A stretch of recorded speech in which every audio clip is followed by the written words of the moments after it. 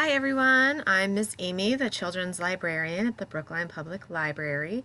I wanted to share with you a few of my historical fiction favorites in our young adult collection. The first one I'm going to talk about is called Crossing Ebenezer Creek. It's by Tanya Bolden. It takes place during Sherman's March on Georgia during the American Civil War toward the end. It is told from the perspectives of Mariah, a young slave girl who's recently sort of been freed.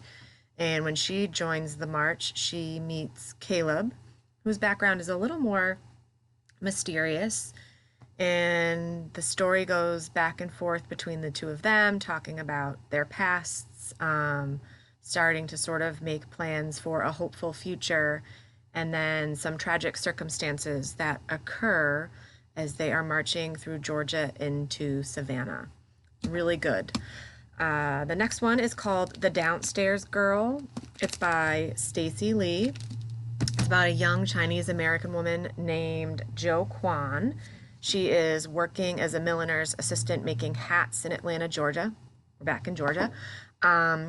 She loses her job and she has to go back and work as a lady's maid for this wealthy family where her caretaker, a man named Old Jin, also works. The two of them live secretly in this abolitionist's quarters that have been abandoned under the house of a family that owns a newspaper that's in trouble. And Jo eavesdrops on them, and learning about their trouble, she starts to secretly start writing an advice column called Miss Sweetie. And as it starts to take off, her life gets a little more precarious. She's nervous people are going to find out who she is. And Atlanta at the time, in the 1890s, was obviously still pretty racist and segregated. And so she's afraid for herself and her caretaker and their safety. And then my final book here is called The Fountains of Silence. It's by Ruta Sepetys.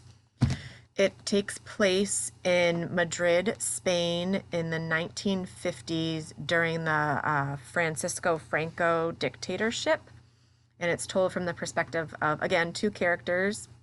One is Daniel Matheson. He is an 18-year-old Texan whose father is an oil tycoon, but whose mother originally came from Spain.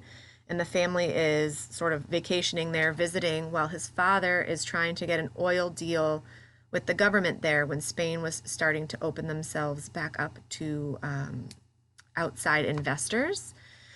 While he's staying there, he meets a young woman named Anna who works at the Hilton Hotel where he's staying in Madrid as a maid. And she lives with an impoverished family. Her siblings, her parents were killed for being anti-fascists during the Spanish Civil War that had happened earlier. And so they sort of have grown up in poverty and afraid of consequences from the government.